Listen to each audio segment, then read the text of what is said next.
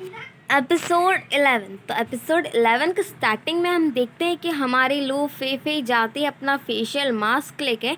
तभी वो देखती है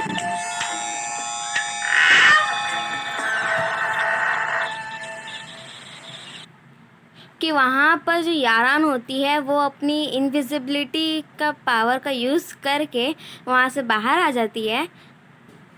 तो वो देख रही होती है किसी डोर में से, तो ये देखते हैं हमारी फेफई भी वहाँ जाके देखने लगती है कि वो देख क्या रही है। तो जो यारान होती है वो कहती है ये तो लॉर्ड चेन के मेंशन में, मतलब उनके महल में रहती है।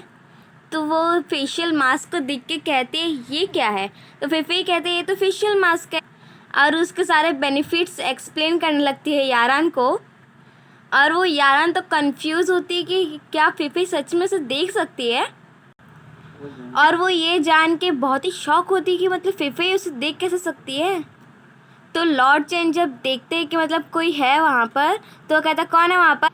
तो ये सुन के यारान वहाँ से भागने लगती है, और हमारी फेफई उसे देखते कि ये भाग क्यों गई।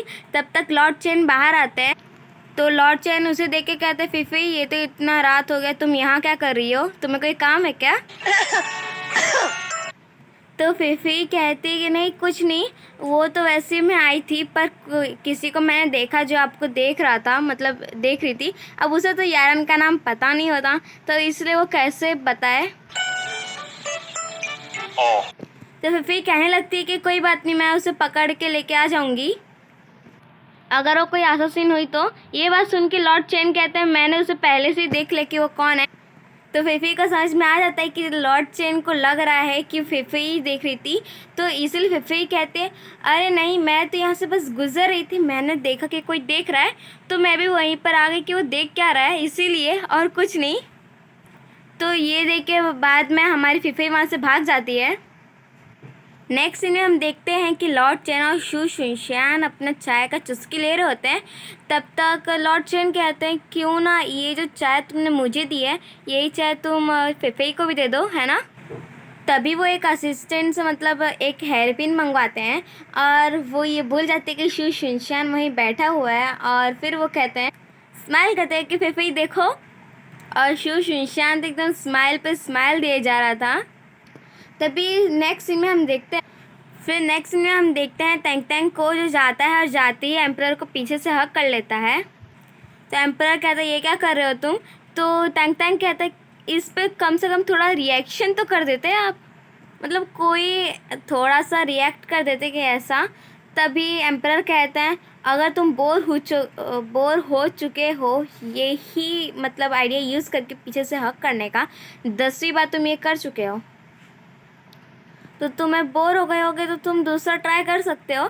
तो वो कहता है टैंग टैंग कि चलो ठीक है। और फिर वो टैंग टैंग मतलब एम्परर को कहने लगता है कि जब ऐसी कोई लड़की भी पीछे से हक करती है तो ऐसे वैसे बात करने लगता है। पर एम्परर कहाँ उसके सुनने वाले थे। और फिर से टैंग टैंग फेफई का नाम लेता और कहता है कि फेफई तुमको लाइक करती है। तो वो टिप्स देता है एम्परर को, मतलब बहुत ही फनी वे से। या आप खुद देखो तो आपको कुछ ज़्यादा ही मज़ा आएगा।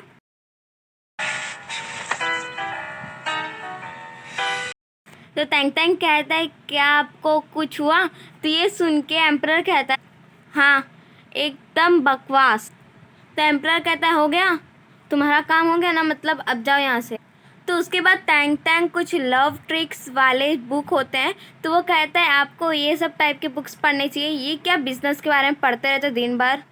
फिर वो गुस्से से वहाँ से चला जाता है। तो एम्परर भी जब वो बुक उठाता है तो वो खोल के देखता है, तो उसमें होता है कि मतलब सेकंड टिप होता है कि अच्छी अच्छी बातें करो। नेक्स्ट सीन में हम देखते हैं लू फिफी को जो अपना बोरिया बिस्तर बांधी होती है और कहती है एम्परर के असिस्टेंट को क्या तुम्हें पता है कि मुझे यहाँ क्यों बुलाया गया है। फिर वो कहते हैं कि नहीं मुझे तो ऐसा कुछ पता नहीं है, शायद पनिशमेंट होगी आपके लिए। तो ये सुन के फिफी सोचती है कि पिछले बार जब मैं मिली थी तो मैंने उसे ड्रैगन एग कहा था, इसीलिए वो मेरे को पनिशमेंट देने वाला है। और इमेजिनरी ख्याल में सोचती है जो एम्परर है वो उसे कहता है कि तुम्हारी हिम्मत कैसी हो। तब तक हमारी फेफई रोने लगती है, ऐसी बात याद करी होती मतलब अपनी इमेजिनरी वर्ल्ड। और फिर रोते रोते कहती है कि महाराज अब मैं ऐसा नहीं करने वाली, ऐसे चिल्ला रही होती। और एम्परर राक्षसों वाली हंसी हंस रहा होता है। और उसका रिएक्शन तो हमारे फिफी का रियल वर्ल्ड में भी हो रहा है कि मतलब वो ऐसा एक्टिंग कर रही। तो राजा का असिस्टेंट आके कहता है फिफी क्या आप ठीक हो? फिर वो सोचती है हाँ हाँ मैं तो वैसे ठीक हूँ। फिर जैसे वो असिस्टेंट चला जाता तो वो क्या सोचती है, अगर ड्रैगन एग मुझे मारना ही चाहता है तो वो मुझे वैसे ही बोल देगा तो मुझे मार डालेगा, पर इससे तो मुझे बुलाया है, मतलब कोई दूसरी बात तो नहीं।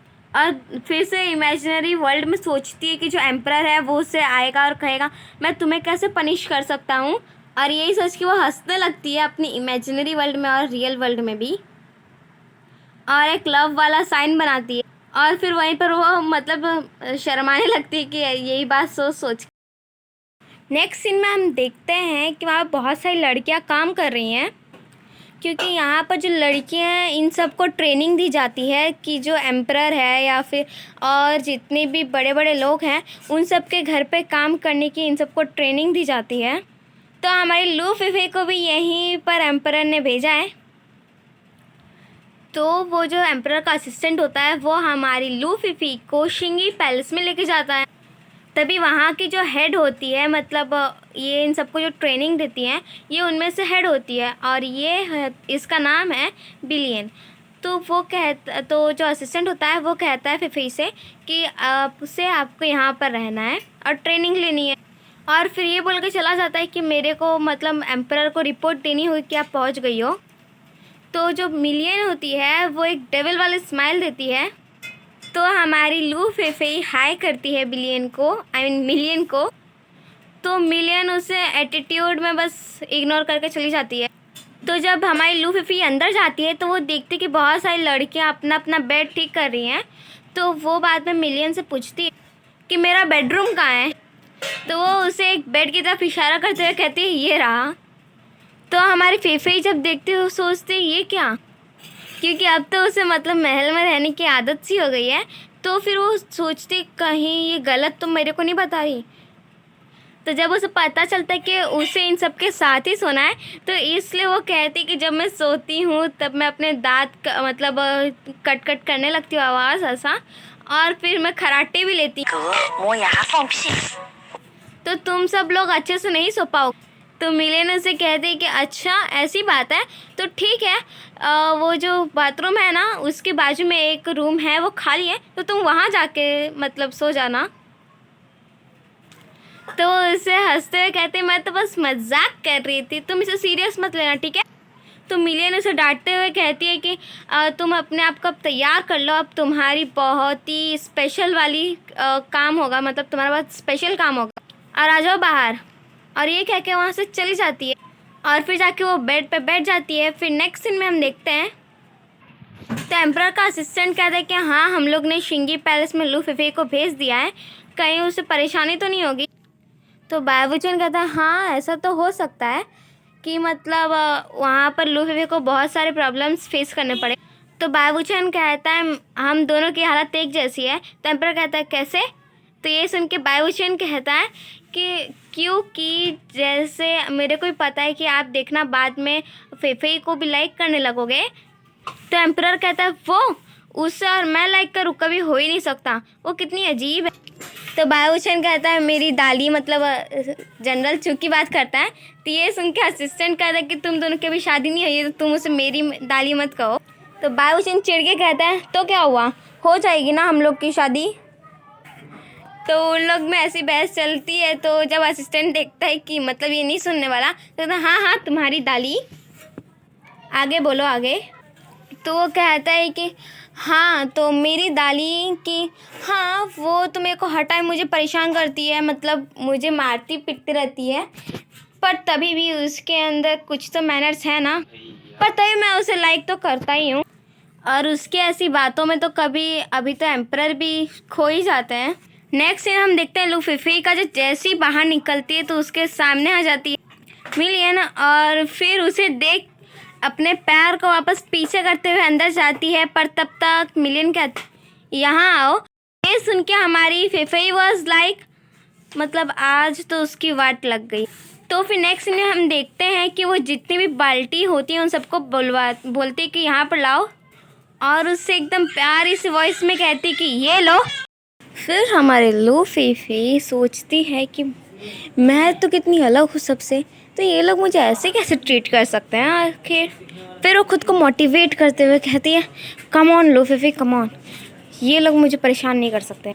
और फिर वो सोचती है कि मुझे अपने घर जाना है, मतलब वो रियल वर्ल्ड की बात करती है।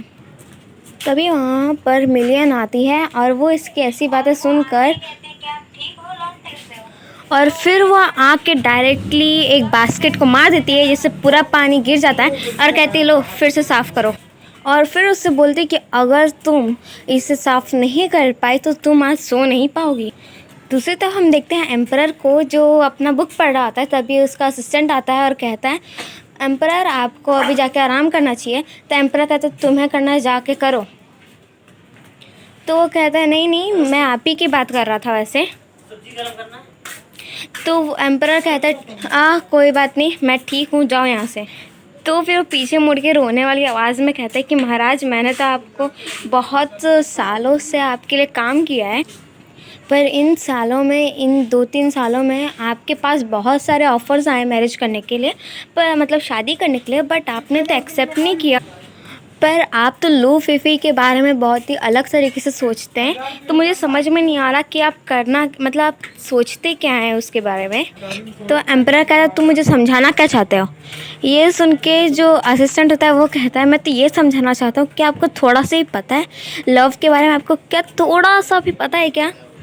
फिर वो खुद को देखते हुए कहता है कि वैसे भी जबकि मैं आपका असिस्टेंट हूँ, पर तभी भी मुझे लव मतलब कपल के बारे में बहुत पता है।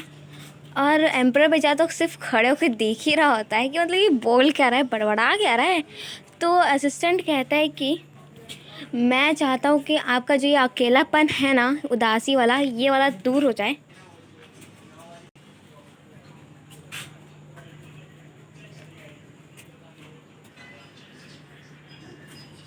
फिर दूसरी तरफ हम देखते हैं कि जो हमारी लूफीफी वो झाड़ू मार रही होती है, तब तक मिलियन आती है और वो कुछ खाते खाते गिराते गिराते आती है। तो हमारी लूफीफी कहती कि तुम क्या कर रहे हो, मैं इसे साफ वाफ नहीं करने वाली, समझी ना। फिर वहाँ पे जितनी भी लड़की होती है वो सब एक दूसरे को पास करते करते खाते खाते फेंक देती, मतलब वो सब हमारी फिफी को वहीं पर बुली करने लगती है। तो हमारी फिफी भी एटीट्यूड में आती है और कहती है अब मैं इसे साफ वाफ नहीं करने वाली, समझी ना। ये कह के कहती है कि ठीक है मैं जा रही हूँ अभी बास्केट साफ़ करने। फिर हम दूसरी तरफ देखते हैं एम्परर को, जो बैक डोर होता है ना यंशी का, मतलब पैलेस का, जहाँ पर हमारी लूफीफी होती है, वो लूफीफी से मिलने आता है। और फिर सोचता है कि लूफीफी वहाँ कर क्या रही होगी आखिर। दूसरी तरफ हम देखिए जब हमारी लूफीफी वो बास्केट क्लीन करने जाती है, तब तक उनमें से एक लड़की पैर लगा देती है, जिससे हमारी लूफीफी वहीं पर गिर जाती है। ये देख मिलियन की खुशी तो साफ साफ उसके चेहरे पे हम देख सकते हैं। तो एम्परर जा रहा होता है, तभी उसे आवाज़ आती है हमारी लूफीफी की, चिल्लाती है जब गिर जाएगी तो उसे चोट तो लगेगी ही। और फिर वो लोग हमारी लूफीफी को वैसे ही छोड़ के बोलते कि ठीक है मैं जा रही हूँ खाना खाने। तो आखिरकार किसी तरह एम्परर तो अंदर आ ही जाता है, और हमारी लूफीफी को तो पता नहीं होता कि एम्परर है, तो इसलिए वो कहती है हाँ तुम मेरे जैसे कमज़ोर कभी कर रही हो ना, बोली कोई बात नहीं, तुम बस वेट करो कि मैं तुमसे अपना रिवेंज कैसे लेती हूँ। और फिर वो कुछ ऐसा करती है।